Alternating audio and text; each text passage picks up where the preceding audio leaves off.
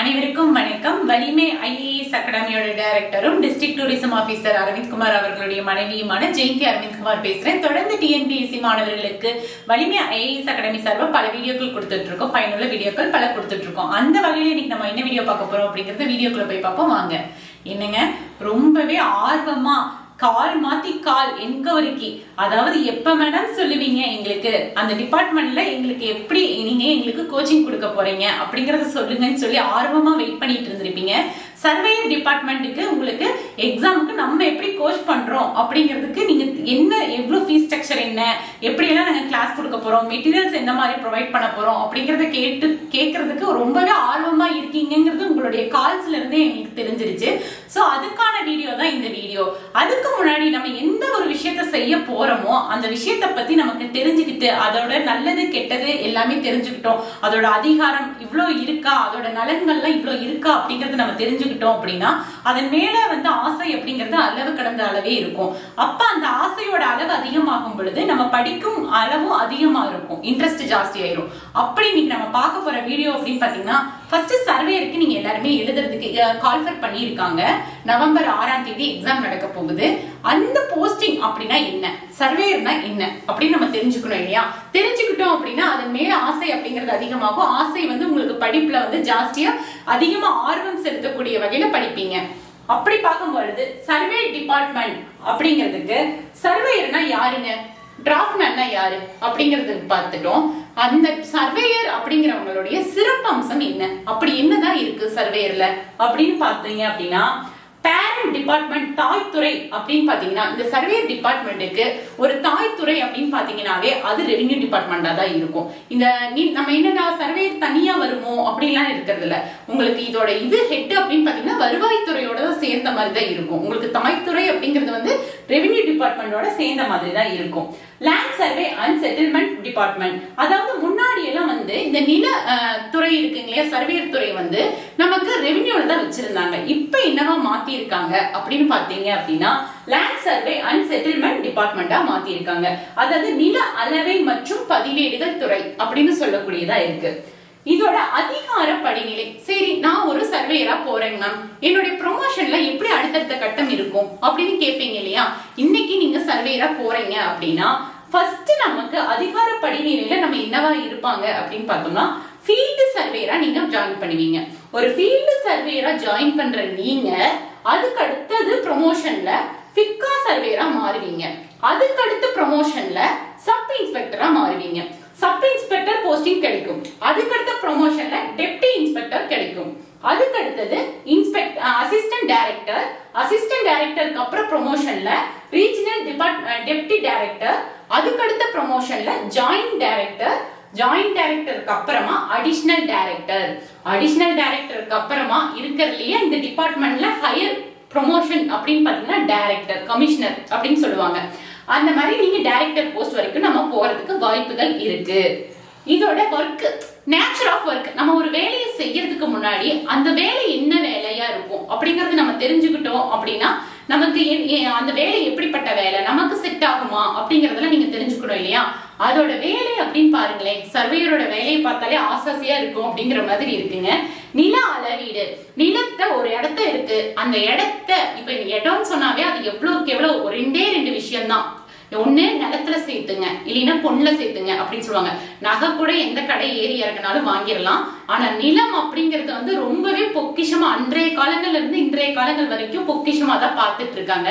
அப்படி இருக்கிற நிலத்திலையும் அடிதடி பிரச்சனை அப்படிங்கறதெல்லாம், சொத்து பிரச்சனை அப்படிங்கிறது இல்லாததே கிடையாது. ஆனா அதை தீர்த்து வைக்கிற நீதிபதி யாரு அப்படின்னு பாத்தீங்கன்னா சர்வேயரான நீங்க தான். ஒரு அடி பிரச்சனையா இருந்தாலும் இடத்தை அளந்து கொடுக்கறது நீங்க நிர்ணயிக்கிறது தான்.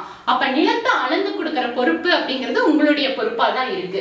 பொது மக்களுடன் நேரடி தொடர்பு, இது எப்படி இருக்கும் அப்படின்னு பாத்தீங்கன்னா சும்மா ஒரு ஆபீஸ்ல 4 செவத்துக்குள்ள உட்காந்து நீங்க கையெழுத்து போடுறது மட்டும் இல்லைங்க.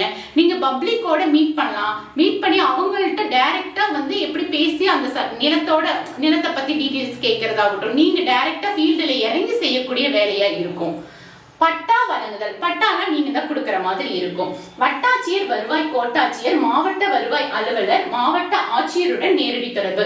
உங்களுக்கு யார் கூட டைரக்டா கனெக்டிவ் இருக்கும், கான்டாக்ட் இருக்கும் அப்படின்னு பாத்தீங்கன்னா வட்டாட்சியர், வருவாய் கோட்டாட்சியர், மாவட்ட வருவாய் அலுவலர், மாவட்ட ஆட்சியர். கலெக்டர்கிட்ட கூட நீங்க போய், நம்ம சர்வேயரா இருந்தாலும் கலெக்டர்கிட்ட கூட நீங்க மீட் பண்ணி பேசுறதுக்கு முடியும். கலெக்டர் ஆபீஸ்ல ஒரு மீட்டிங் இருக்கு அப்படின்னா கூட நீங்க போய் அந்த மீட்டிங் அட்டெண்ட் பண்ணிட்டு வர முடியும். அப்ப உங்களுக்கு உதவியாக புல உதவியாளர், ஃபீல்ட் அசிஸ்டன்ட், உங்களுக்குமே ஒரு அசிஸ்டன்ட் எல்லாம் வைப்பாங்க. நீங்க மட்டும்தான் வேலை செய்யறது இல்ல, உங்களுக்கு கீழேயும் அசிஸ்டன்ட்ஸ் எல்லாம் வருவாங்க. அப்ப பாருங்களேன், நமக்கு சாதாரணமாவே ஒரு இடத்துல பிரச்சனைனாவே உங்களையில நான் ஆல்ரெடி சொன்ன மாதிரிதான், அங்க ஒரு அண்ணன் தம்பிங்க அடிச்சுக்கிறாங்க, ஒரு இடத்த வச்சு பிரச்சனை நடக்குது அப்படின்னா அண்ணனும் தம்பியும் போட்டி போட்டுக்குவாங்க. உங்களை 2 பேரும் கூட்டிட்டு போய் அந்த இடத்த அளந்து கொடுக்கறதுக்குள்ள உங்களை ராஜா மாதிரி கூட்டிட்டு போய் ராஜா மாதிரி தான் அங்க வந்து ஃபீல்டுல உங்களை பாத்துக்குவாங்க. அந்த அளவுக்கு இது கெத்தான போஸ்டிங்க. நில அளவை மற்றும் பதிவேடுகள் துறை அலுவலக அமைப்பு இதோட எப்படி இருக்கும்? ஆபீஸ் அப்படின்னு பார்த்தோம்னா இதுக்கு ஸ்ட்ரக்சர் எப்படி இருக்கும் அப்படின்னு பாத்தீங்கன்னா, மாவட்டத்தில் மாவட்ட ஆட்சியர் அலுவலகத்தில் தலைமை அலுவலகம் இருக்கும். உங்களுக்கு வந்து கலெக்டர் ஆபீஸ்ல தான் வந்து இதோட ஹெட் ஆபீஸ் வந்து இருக்கும்.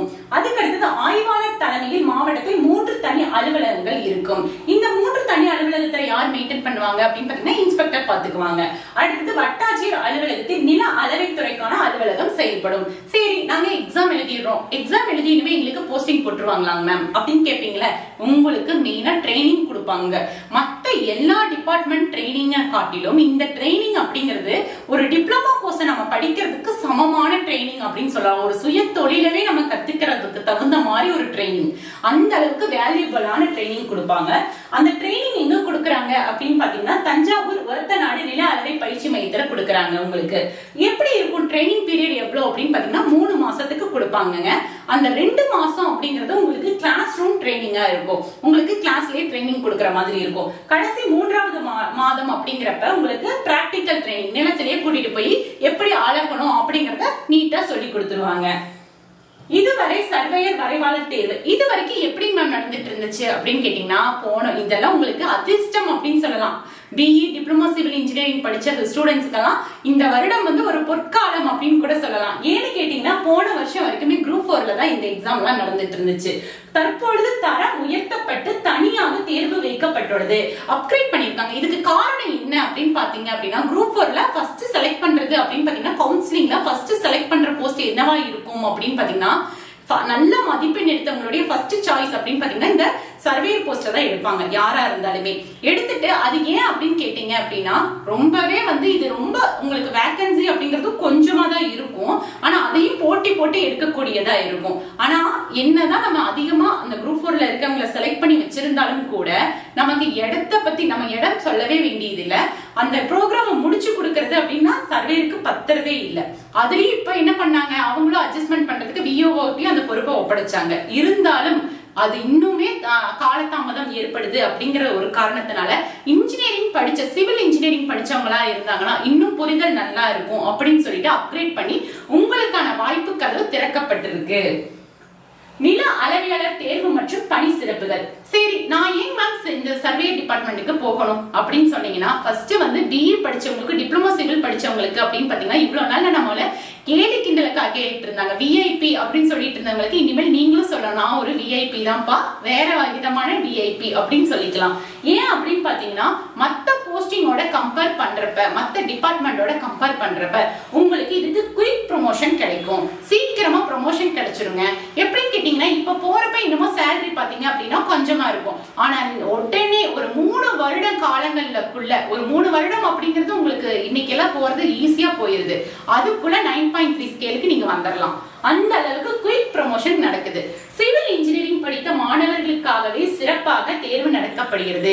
எத்தனை பேர் இப்ப முதல்ல நம்ம என்ன நினைச்சிருப்போம், சரி ஏண்டா இன்ஜினியரிங் டிகிரி எடுத்தோமோ அப்படின்னு நினைச்சிட்டு இருந்தவங்களுக்கு எல்லாம், சரி நான் இன்னைக்கு சிவில் இன்ஜினியரிப்பா, அதனால எனக்குன்னு மட்டுமே ஒரு டிபார்ட்மெண்ட் சர்வே, அது இருக்கிறதுலே கெத்தான டிபார்ட்மெண்டான சர்வே டிபார்ட்மெண்ட்ல இருந்து எனக்கு அப்பாயின்மெண்ட் ஆர்டர் அடிக்க போறாங்க அப்படின்னு சொல்ற அளவுக்கு இந்த சிவில் இன்ஜினியரிங் படிச்ச மாணவர்களுக்கு மட்டுமே தான் இந்த போட்டி நடக்குது.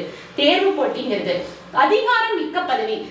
இது ரொம்பவே உங்களுக்கு நான் ஆல்ரெடி சொன்ன மாதிரி தான் ரொம்ப அதிகாரம் மிக்க பதவியா தான் இருக்கும். ஒரு மாவட்டத்தில் நில அளவைத்துறையில் சர்வேயர் வரைவாளர் குறைந்த அளவிலேயே காணப்படுவாங்க. அதனாலதானே கம்மியா இருந்தனாலதானே இந்த பொறுப்பை எடுத்து விஓஓக்கு எல்லாம் கொடுத்தாங்க. அப்படிங்கும் போது ரொம்ப கம்மியா இருக்கு. எங்க வந்து டிமாண்ட் இருக்குதோ அங்க அதிகாரமும் கொஞ்சம் ஜாஸ்தியா தானே இருக்கும். ஏன்னு கேட்டீங்கன்னா அங்க ஏற்கனவே அங்க 2-3 பேர் தான் இருக்காங்க, 3 சர்வேயர் தான் இருக்காங்க அப்படின்னா நம்ம அவங்களை என்ன பண்ணுவோம், ஐயோ இருக்கிறதே 3 சர்வேயர் தான், அவங்க நம்ம இடத்த அளந்து கொடுக்கணும்னா பெரிய விஷயம், அவங்கள பார்த்தாலே பெரிய விஷயம் அப்படின்னு சொல்ற அளவுக்கு இருக்கும் இல்லைங்களா? அந்த மாதிரிதான் இருக்கும். போட்டி அப்படிங்கிறது பாத்தீங்கன்னா குறைவு. ஏன்னு கேட்டீங்கன்னா 5000 இருந்து 8000 வரைக்கும் தான் போட்டி இருக்கும். இதுல இந்த மாதிரி தாங்க நம்ம பார்த்துட்டோம். ஒரு சர்வேயர் அப்படிங்கிறவங்களோட A to Z நம்ம பார்த்திருக்கோம். எவ்வளவு கெத்து போஸ்டிங்கா இருக்கு அப்படிங்கிறது.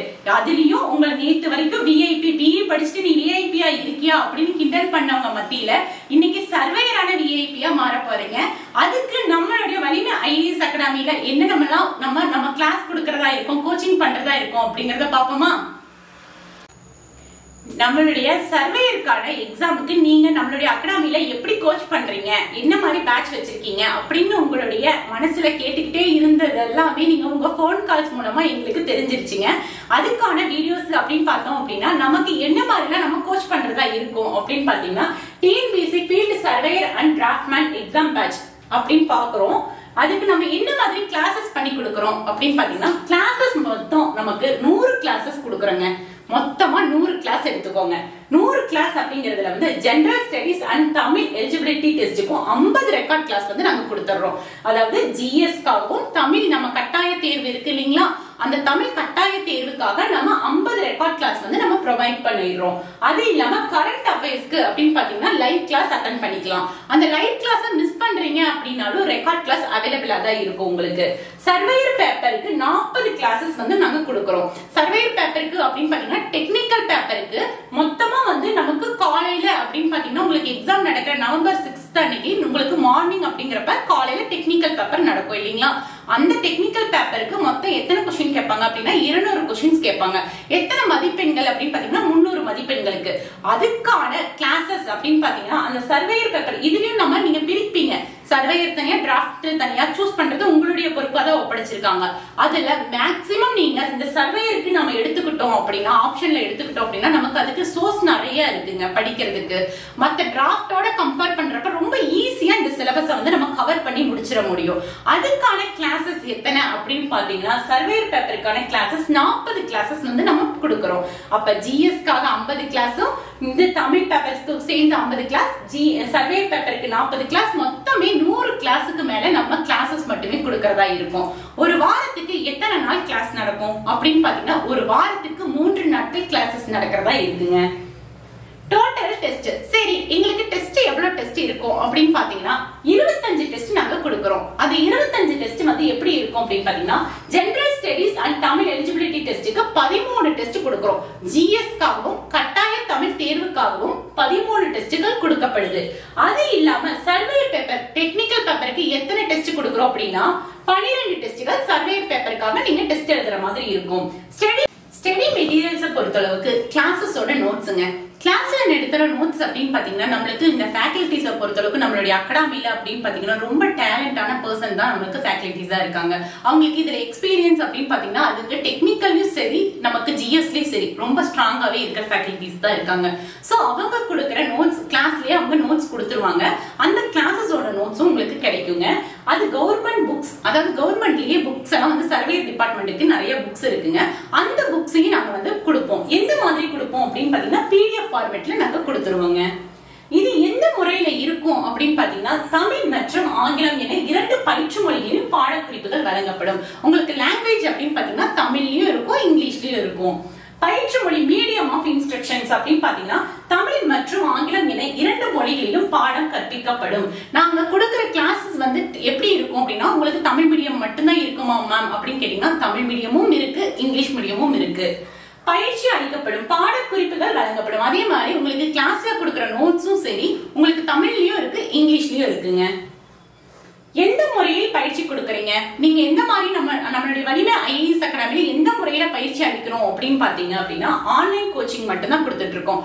இந்த ஆன்லைன் கோச்சிங் அப்படிங்கிற பெனிஃபிட் அப்படின்னு பாத்தீங்கன்னா நீங்க எங்க இருந்தாலும், அதுவும் மெயினா பிஇ படிச்சவங்க எல்லாருமே வந்து மேக்சிமம் வந்து உங்களுக்கு நீங்க ஒர்க்ல இருப்பீங்க. ஒர்க்ல இருக்கிறப்ப எக்ஸ்ட்ரா நம்ம படிக்கிற மாதிரி தான் இருக்கும். சோ ஆன்லைன் கிளாஸ் அப்படிங்கிறது உங்களுக்கு ரொம்பவே யூஸ்ஃபுல்லா இருக்குங்க. கூகுள் மீட்ல நடக்கும். எந்த மீட்ல நடக்கும்னா கூகுள் மீட்ல நடக்கும். டைமிங் அப்படின்னு பாத்தீங்கன்னா ஈவினிங்ல தான் நடக்குது. உங்களுக்கு ஒர்க் எல்லாம் முடிச்சுட்டு நீட்டா படிக்கிற டைமிங் ஒதுக்கி இருக்கும். 6 to 8 ஒதுக்கி இருக்கும். ஆனா அந்த 6 to 8 அந்த கிளாஸை நீங்க அட்டென்ட் பண்ண முடியல, நான் வந்து ரொம்ப லேட்டா தான் நான் ஒர்க் முடிச்சுட்டு வருவேன், என்னால பார்க்க முடியாது அப்படின்னு சொன்னா அந்த கிளாஸை நீங்க மிஸ் பண்றீங்க அப்படின்னா ரெக்கார்ட் கிளாஸ் உங்களுக்கு அவைலபிளா தாங்க இருக்கும். தமிழ்நாட்டின் எந்த மாவட்டத்தில் இருந்தாலும் பயிற்சியில் சேர்ந்து கொள்ளலாம்.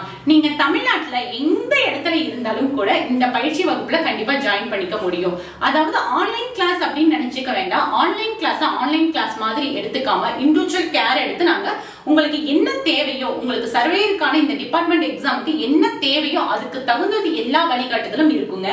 பயிற்சி தொடங்கும் நாள் அப்படின்னு பாத்தீங்க அப்படின்னா நம்மளுடைய என்னைக்கு ஸ்டார்ட் பண்றோம் அப்படின்னா ஆகஸ்ட் 11, 2022 தொடங்குறோம். ஃபீஸ் கட்டணம், அதாவது ஃபீஸ் ஸ்ட்ரக்சர் எப்படி இருக்கும் அப்படின்னு பாத்தீங்கன்னா பயிற்சி கட்டணம் வந்து உங்களுக்கு கோர்ஸோட ஃபீஸ் எப்படி இருக்கும் அப்படின்னா ரொம்பவே அதாவது இந்த எக்ஸாமை பொறுத்தளவுக்கு நாங்க கொடுக்கிற தரத்திற்கு மிகவும் உங்களால ஏற்றுக்கொள்ளக்கூடிய நிர்ணயிக்கக்கூடிய விலையா தான் இருக்குங்க. ஃபீஸ் ஸ்ட்ரக்சர் அந்த மாதிரி தான் இருக்கு.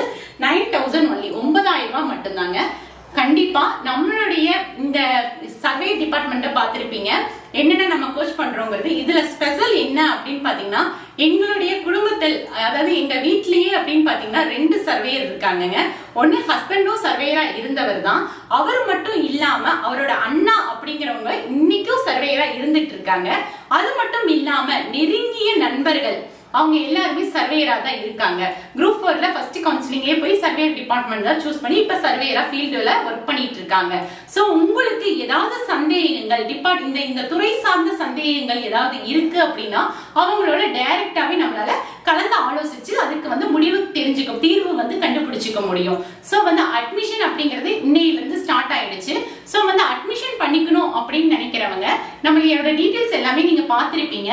கன்ஃபார்மா அட்மிஷன் பண்ணிக்கணும் அப்படின்னு நினைக்கிறவங்க கீழே டிஸ்கிரிப்ஷன் பாக்ஸ்ல வந்து கான்டாக்ட் டீடைல்ஸ் எல்லாம் வலிமை ஐஏஎஸ் அகாடமியோடது இருக்கு.